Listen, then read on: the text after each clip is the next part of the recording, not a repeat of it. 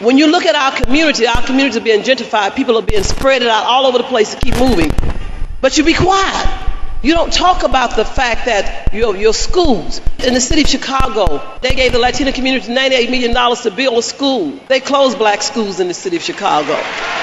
But don't talk about it. The President of the United States have a Department of Education for Hispanics. We need a Department of Education for black people too. I'm not knocking them. And he has someone over that. When he talks about urban affairs, when most of your urban cities, Detroit, Gary, Chicago, Ohio, Philadelphia, are black people, he put a Latina, Hispanic over that, and never even put a black, just to balance that out. Do we not supposed to talk about that? Now, I don't get mad about the Tea Party. They doing what they're supposed to do. We supposed to do what we supposed to do.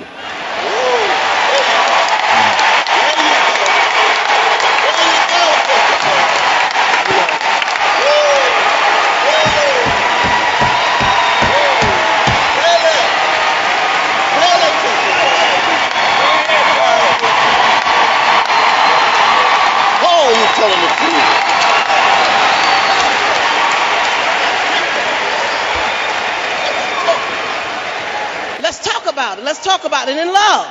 In love. With the moral authority. Everybody say in love.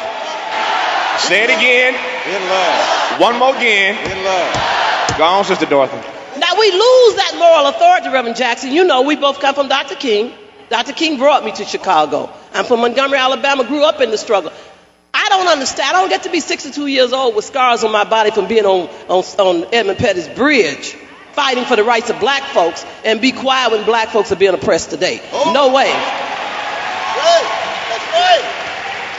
Dr. King said that if you don't deal with truth, you lose the moral authority. Blacks can never afford to lose the moral authority in this United States of America. If you lose it, you lose.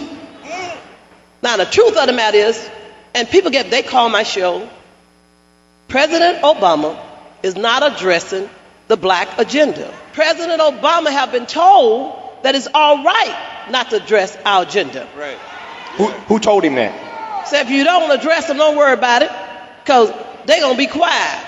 When you say he's been told that, who told him that? He's been told by the little birds in his ears.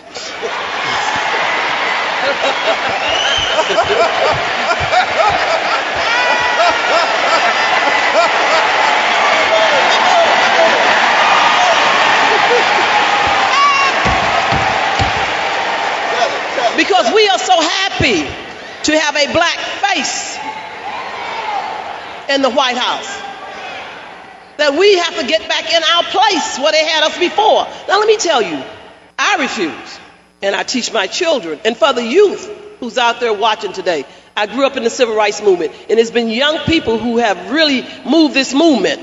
And if we don't stand and be strong, we cannot make our young people cowards by being quiet.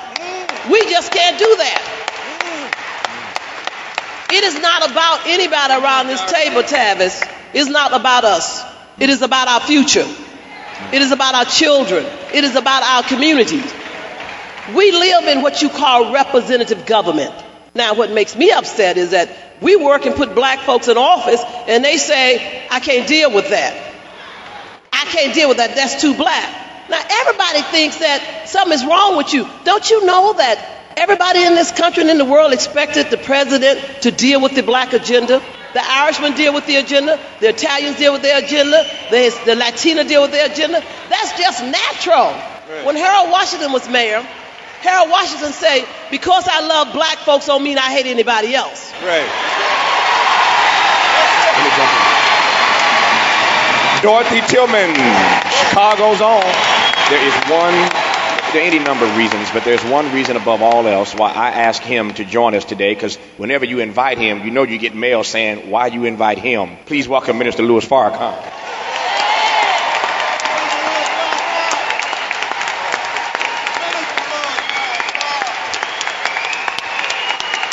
Now let me tell you,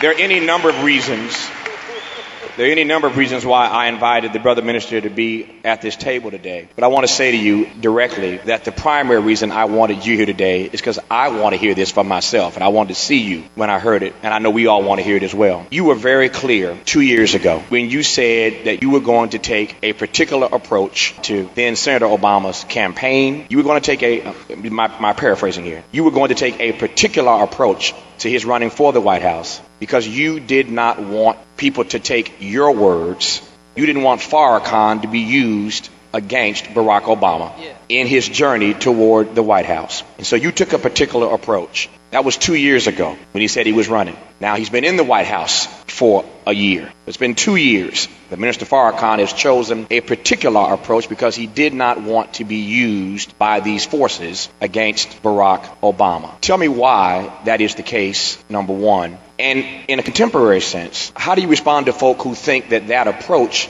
is Farrakhan walking on eggshells, so to speak? Well, first, I want to thank Dr. Wayne Watson for hosting this. I want to thank Brother Tavis Smiley for gathering us all together, and I want to thank everyone that I have heard because you all spoke so beautifully to the problem. Now, to answer your question very quickly, I love black people, and I make no excuses for that. And I'm interested in that which our people want more than what sometimes I think is best for them. In New York, David Dinkins wanted to be mayor, but he knew that in order to be mayor in a city where there was so much Jewish power, he had to pander to that ethnicity.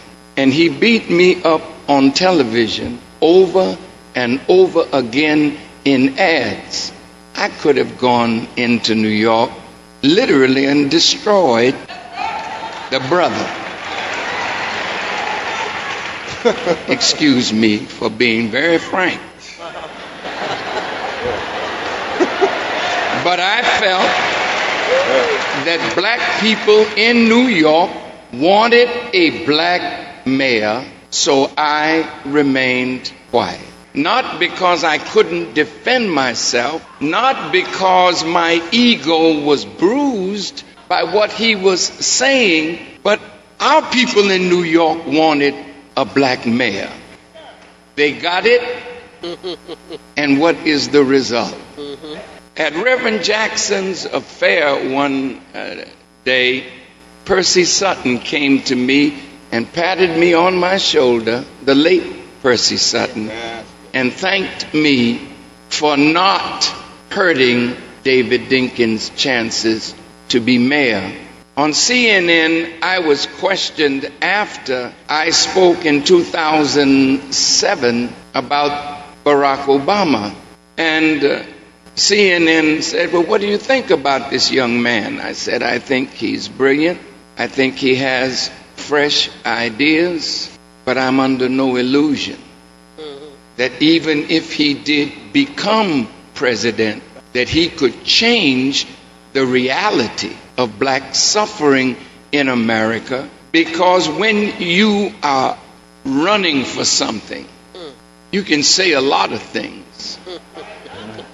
But when you sit in the seat and you feel the energy of electricity putting something on your backside, the forces that surround power is always the real power.